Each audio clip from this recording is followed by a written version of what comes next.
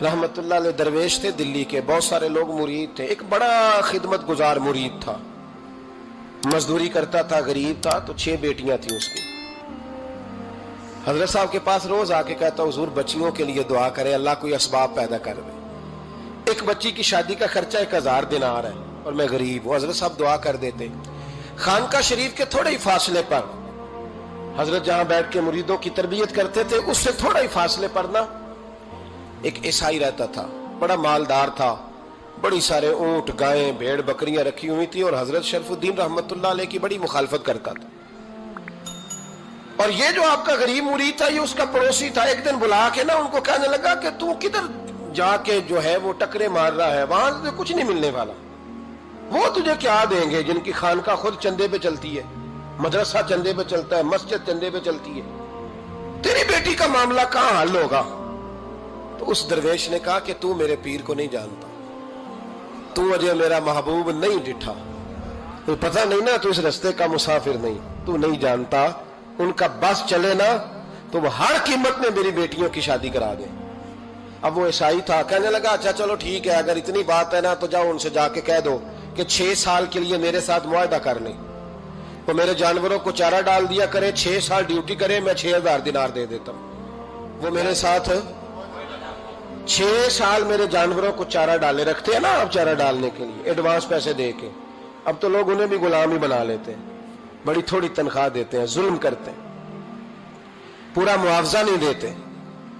हजरत शेख शरफुद्दीन के बारे में वो कहने लगा, जब अपने पीर से जाके कह के मेरे जानवरों को 6 साल चारा डाले, मैं 6000 दे देता हूं, तू जो कहता है हर कीमत पे जाने को तैयार है। उसने जब ये बात की तो मुरीद ने नाराज हो गया, वो लड़ाई हो गई, गिरबान पकड़ लिया, झगड़ा हुआ, बात बड़ी दूर गई। इस तरह की बात करता मेरे हजरत के बारे में, तेरे जैसे कई मैं वहां काम पे रखा दूं। जब वो बड़ी बहस हुई, बात मोहल्ले में, इलाके में फैल गई, दुनिया ने सुन ली, तो शेख शरफुद्दीन तक भी पहुंच गई। इस तरह झगड़ा हुआ है। लोग सो गए इशा की नमाज के बाद। हजरत साहब ने ना सर पे कपड़ा लिया, उस ईसाई के दरवाजे पे दस्तक दी, वो बाहर आया, फरमाने लगे लोग तो सोच समझ के मुलाजम रखते हैं, तूने भी तो सोच ही लिया होगा, तभी तो मुझे ऑफर की है। तू अपनी ऑफर पे कायम है?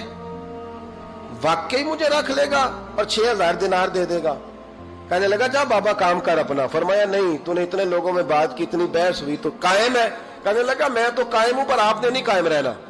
फरमाया मैं सोच समझ के आया हूं। उसने कहा आप ड्यूटी करेंगे, भैंसों को चारा डालेंगे? फरमाया एक शर्त, बस जब अजान हो जाए ना तो मुझे रब की नमाज पढ़ने की इजाजत दे देना, बाकी सुबह शाम जो तू कहेगा। अगर उस गरीब की बेटियां ब्याही जाए तो मुझे और क्या चाहिए? उसकी 6 बेटियों का बोझ है उसके सर पे, तू मुझे रख ले। अल्लाह अकबर। वो कहने लगा चले पे मेरे साथ खते बंदगी कर ले। आजकल हम स्टाम करते हैं, उस जमाने में खते बंदगी होता था, गुलामी का खत, काजी शहर के पास, यानी उसका ख्याल था कि चलो स्टाम की बात करूंगा तो भाग जाएंगे। फरमाया चल मैं तैयार हूं। काजी तक गए, तय हो गया, 6000 दिनार दे दिए। हजरत ने मुरीद को बुलाया, फरमाया पुत्र ये ले जा, जा मेरी बेटियों को रवाना कर दे। कहने लगा हुजूर ये क्या कर रहे हो आप, कुछ सोचें। फरमाया यार जब तुझे बेटा बना लिया तो फिर मेरी पोतियां तो लगती हैं ना, मेरा हक तो बनता है ना, जा जाके ड्यूटी कर, उनको ब्याह दे। बात फैल गई। बादशाह भी अकीदतमंद था, वो 12000 दिनार लेके पहुंचा। क्या बताऊं इन रब के बंदों का दिल कैसा होता है, क्या दर्द होता है, क्या रंग। 12000 दिनार लेके बादशाह आया और आके हजरत को पेश किए, का हुजूर आप दें इस ईसाई को, डबल दें और जाए काम करें। आप फरमाने लगे तू पैसे दे, शर्तें ना लगा, मेरा जहां दिल करेगा मैं खर्च करूंगा, मुझे तो मजा ही अब आने लगा है, अभी तो लुत्फ आ रहा है, अभी तो जायका आया है कुछ करने का, पैसे देने हैं तो दे, पाबंदी ना लगा, जहां मेरा दिल करेगा मैं। उसने कहा हुजूर ठीक है रख ले। हजरत ने फजर मस्जिद में पढ़ी, जेब में 12000 दिनार थे, ऐलान फरमाया भी किसी और की बेटी भी बैठी है तो पैसे मेरे पास है। वो 12000 दिनार भी बांट दिया और 12000 दिनार बांट के ना तो फिर चले गए खेत में चारा काटने। उस ईसाई को किसी ने बतलाया कि उनके पास तो 12000 आया है, पर तुझसे जान नहीं छुड़ाई उन्होंने। वादा ये हुआ था कि 6 देंगे तो जाएंगे, जब तक देंगे नहीं तेरे घर में काम करेंगे। वो ना चारा काट रहे थे, हजरत साहब तो वहां पहुंच गया, दूर जाके खड़ा हो गया, कहने लगा बाबा پہلے تو میں نے مسلمانوں کے اخلاق سنے تھے، اب تو میں نے دیکھ بھی لیے، پر یہ بتا جب 12,000 آیا تھا جان کیوں نہیں چھڑائی؟ تو حضرت چارہ کاٹتے کاٹتے رو پڑے، فرمانے لگے تو نہیں نہ جانتا یہ بیٹیاں سانجی ہوتی ہیں، پتہ نہیں نا، میرے رسول پاک نے تو حاتم تائی کی بیٹی کے سر پہ کپڑا رکھ کے کہا تھا بیٹیاں برابر ہوتی ہیں، تو یہ نہیں پتا جب اس کی 6 بیٹیوں کی شادی ہوئی ہے میرے اندر روحانیت کتنی بڑی ہے۔ فرمایا پھر 12,000 آیا ہے تو 2-4 بچیاں پھر گئی ہیں، تو یہ نہیں پتا میں اندر سے راضی کتنا ہوں، میں تیری نوکری کرتا رہوں گا، پتہ نہیں اللہ کتنی بیٹیوں کو بیاہ دے گا۔ اتنا رویا وہ عیسائی کے پیروں میں بیٹھ گیا، کہنے لگا بابا میں نے تیری مخالفت کی ہے پر تیرے قریب آ کے پتہ چلا ہے کہ تو بہت اونچے اخلاق کا مالک ہے، اور اگر تیرا یہ مقام ہے تو تجھے اخلاق سکھانے والے محمد عربی کی شان کتنی ہوگی۔ ظالم کی بولیے جاتے نہیں لوگ جھوٹے گواہ بن کے، وکیل صاحب کو نہیں پتا ہوتا کہ یہ بندہ مجرم ہے جو میرے پاس آیا، کیا مجرموں کے وکیل نہیں ہوتے؟ بولے تو اس کو پتہ نہیں ہوتا وکیل صاحب کو کہ یہ صاحب مجرم ہے، میرے پاس مقدمہ لے کے آئے، اور اگر بے ادبی نہ ہو جائے تو میرا خیال ہے قاضی عدالت کو بھی پتا ہوتا ہے کہ مجرم کون ہے اور مظلوم۔ میرے نبی پاک صلی اللہ علیہ وسلم نے اس قدر زیادہ سختی فرمائی اس مسئلے میں، فرمایا جس کو پتا تھا کہ فلاں آدمی ظالم ہے، ظلم کر رہا، پھر وہ ظالم کا گواہ بنا یا اس نے ظالم کی مدد کی، کتنی کی؟ شارحین لکھتے ہیں چاہے اس نے ایک جملہ بول کے کی، چاہے ایک، سارے بولیے، چاہے ایک غریب کو اس نے ظلم کیا تو کہتے ہیں علاج یہ سی، چاہے ایک جملہ بول کے کی، شارحین اس حدیث کی شرح میں لکھتے ہیں ایک جملہ بول کے چاہے مدد کی، جس بندے نے کسی ظالم کی مدد کی کسی مقدمے میں یا کسی صورت میں اور اسے پتا تھا یہ ظالم ہے، میرے نبی پاک صلی اللہ تعالی علیہ وسلم فرماتے ہیں اگر اس نے مدد کی، ابھی ظالم کی بات نہیں ہو رہی، ظالم کے مددگار کی بات ہو رہی، اگر کسی نے ظالم کی مدد کی تو حضور فرماتے ہیں خدا بھی اس سے بری و ذمہ ہے، رسول بھی اس سے بری و ذمہ ہے۔ سنبھال کے رکھے اپنی نمازیں، قربانیاں، حج، زکوٰۃ سنبھال کے رکھے۔ اگر ظالموں کا مددگار ہے، الیکشن آ لینے دے، آپ کو نظر آ جائے گا کون کون ظالموں کا مددگار ہے، نظر آ جائے گا۔ اپنی جیب سے لوگ پیسے دے کے ظالموں کی مدد کریں گے، ان کے فلیکس چھپوائیں گے، بورڈ لگوائیں گے، جیبوں سے پیسے دے کے۔ ہم نے خود آگ لگائی ہے چمن میں اپنے، بے سبب گردشی ایام کو الزام نہ دو، ہم نے خود نور کا ظلمت سے کیا ہے سودا، کر کے توہین سحر شام کو الزام نہ دو۔ ظالموں کے مددگار میدان میں آ گئے، یہ چھوٹا لفظ نہیں، میرے حبیب پاک صلی اللہ علیہ وسلم نے فرمایا جو ظالم کا مددگار ہے سن لے جو سجن کے ساتھ کچہری جاتا ہے، وہ یاد رکھے جو دوست کا گواہ بنتا ہے، وہ یاد رکھے جو کہتا ہے میں مانگی گیا تھا، مجھے بلایا گیا تھا قبضہ چھڑانے کے لیے کسی غریب بیوہ کی جائیداد پہ، وہ سن لے تو مدد کر کے نہیں آیا، تو خدا کے ذمے سے نکل گیا ہے۔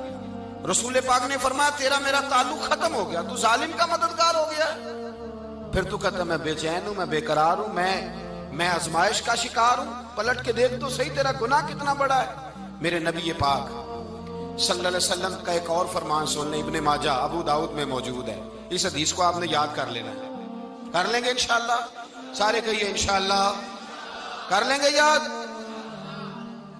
حضور صلی اللہ علیہ وسلم نے فرمایا اگر تو ظالم کی مدد کرے گا نا، یہ لفظ دل کی تختی پہ لکھ لینا، یہ مکافات عمل ہے، مکافات عمل دنیا، ادھر کرو گے تو ادھر بھرو گے۔ فرمایا اگر تو کسی ظالم کی مدد کرے گا، سن لے حضور کا فرمان ہے، اگر تو ابن ماجہ ابو داؤد سیاہ میں موجود ہے، فرمایا اگر تو کسی ظالم کی مدد کرے گا تو رب تعالیٰ مرنے سے پہلے پہلے تیرے اوپر بھی ظالم کو مسلط کر دے گا، تیرے اوپر بھی ایک دفعہ ظلم ضرور ہوگا اگر تو ظالم کی، وہ کسی صورت میں بھی ہو سکتا ہے، کسی صورت میں بھی تیرا بیٹا ہی اٹھ کے ظلم کر دے گا، تو الجھ جائے گا، کسی نہ کسی جگہ تیرے لیے تباہی کا سامان ہوگا، تیرے اوپر ظلم ہوگا، اس لیے کہ تو ظالموں کا مددگار ہے۔ چاہیے یہ تھا کہ تو مظلوم کی مدد کرتا، انسانی ایمانی یقین کا فریضہ سر انجام دیتا، تو ظالموں کا مددگار ہو گیا۔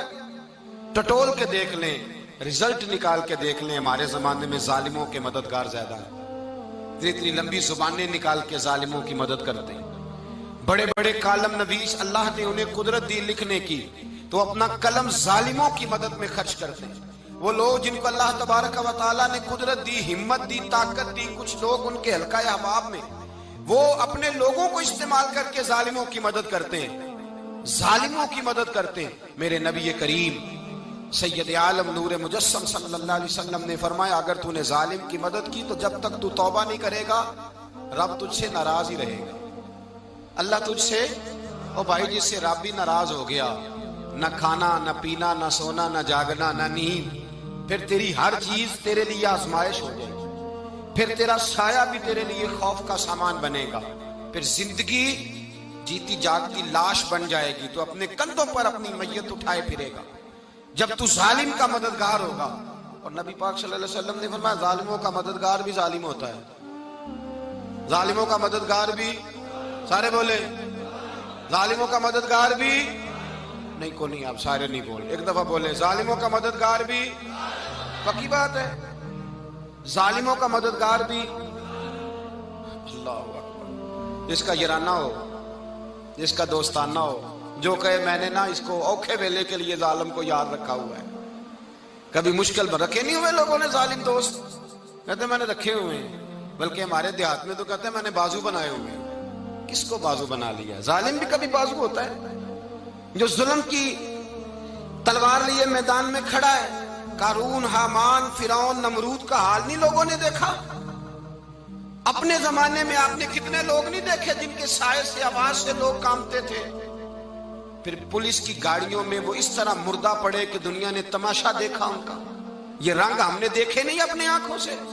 فرمایا ظالم کا مددگار بھی، جو کار میں بٹھا کے لے کے گیا وہ بھی ظالم، جس نے چائے پلائی وہ بھی، جس شخص نے کھانا کھلایا وہ بھی، جو کچہری تک ساتھ گیا وہ بھی، جس نے فلیکس کے نیچے، بڑے شرابی کے نیچے چھوٹی اپنی فوٹو لگائی وہ بھی، جو ووٹ کی پرچی ڈالنے گیا وہ بھی۔ کہہ دینا باہر نکل کے کہ حضرت صاحب نے سیاسی تقریر کی ہے، کہہ دینا، پر بات تو سچی ہے نا۔ خو کرے ہم تو سے تھوڑا سا گلا بھی سن لے، خو کرے ہم تو سے تھوڑا سا بھی گلا۔ امام مالک کے پاس ایک بندہ آیا، اس نے کہا حضور میں درزی ہوں، ایک ظالم بادشاہ مجھ سے کپڑے سلواتا ہے، میں تو ظالموں کا مددگار نہیں نا۔ ایک ظالم بادشاہ مجھ سے، حضور میں تو مددگار نہیں نا ظالموں کا۔ جو فرمایا ظالموں کا مددگار بھی ظالم ہوتا ہے، تو کپڑے لے کے آتا ہے میں سی کے دے دیتا ہوں، ذمہ داری نہیں۔ یہ ایک آدمی دکاندار ہے، اس سے کوئی بندہ چیز خریدنے آئے گا تو تھوڑی کہے گا میں نے نہیں دینی، تو دے گا۔ کوئی بندہ اگر کسی شخص سے کوئی کام کہتا ہے جو اس کی فیلڈ ہے، اس کا شعبہ ہے، اس کا معاش کا وہ سلسلہ ہے، کہتے ہیں یا رسول اللہ صلی اللہ علیہ وسلم ظالموں کا مددگار بھی ظالم، حضور نے فرما دیا۔ تو امام مالک سے بندے نے مسئلہ پوچھا، دل کی تختی پہ لکھنے والی باتیں ہیں، کہا حضور میں درزی ہوں، ظالم کپڑے سلواتے ہیں، میں تو مددگار نہیں نا۔ امام صاحب کہنے لگے نہیں، مددگار تو وہ ہوگا جو تجھے سوئی دھاگا فراہم کرے گا، تو تو پورے کپڑے سی کے دیتا ہے، تو تو خود بہت بڑا ظالم ہے، تو پورے سوٹ سی کے دیتا ہے، تو تو بہت بڑا ظالم خود ہے۔ مددگار تو وہ ہوگا جو تجھے دھاگا دے گا، جو تجھے بٹن دے گا، جو تجھے نلکی دے گا۔ جو ظالم سے اتنی نفرت ظلم کر کے بندہ ہے، یہاں تو ہمارے زمانے میں ہیرو بن جاتے ہیں لوگ، ظالم ہیرو ہے، لوگ اس سے ڈرتے پھرتے ہیں، گھومتے پھرتے ہیں، اور بہت سارے کم مزاج لوگ اس کے پیچھے ہاتھ باندھ کے پھرتے ہیں۔ ظالموں کی مدد کرنا، ظالموں کے ساتھ رہنا، یہ ظلم ہے، ظلم، یہ زیادتی ہے۔ میرے نبی پاک صلی اللہ تعالی علیہ وآلہ وسلم نے ارشاد فرمایا، یاد رکھو رب فرماتا ہے میں مظلوم کی مدد ضرور کروں گا، چاہے جلدی کروں چاہے دیر سے کروں، میں مظلوم کی مدد۔ اور حضور صلی اللہ علیہ وسلم نے فرمایا ہے، حضرت معاذ بن جبل کہتے ہیں حضور نے مجھے یمن کا گورنر بنایا، جب میں جانے لگا نا تو حضور نے بڑی نصیحتیں کی، بخاری میں موجود ہے، فرماتے ہیں جب میں پلٹنے لگا تو میرے رسول نے فرمایا معاذ ایک منٹ ٹھہر جا، ایک بات میری یاد رکھنا، اس کو نہ بھولنا۔ کہا حضور کیا؟ فرمایا دیکھنا کسی پہ ظلم نہ کر بیٹھنا، کہیں تجھ سے زیادتی نہ ہو جائے۔ محبوبہ پھر حضور نے فرمایا سن میرے معاذ، میں تجھے گورنر بنا رہا ہوں، زیادتی نہ کر بیٹھنا۔ یا رسول اللہ صلی اللہ علیہ وسلم کیا ہوتا ہے؟ تو میرے کریم نے فرمایا جب مظلوم دعا کے لیے ہاتھ اٹھاتا ہے تو عرش کا مالک کہتا ہے فرشتوں پیچھے ہٹ جاؤ، عرش کا مالک کہتا ہے فرشتوں پیچھے ہٹ جاؤ۔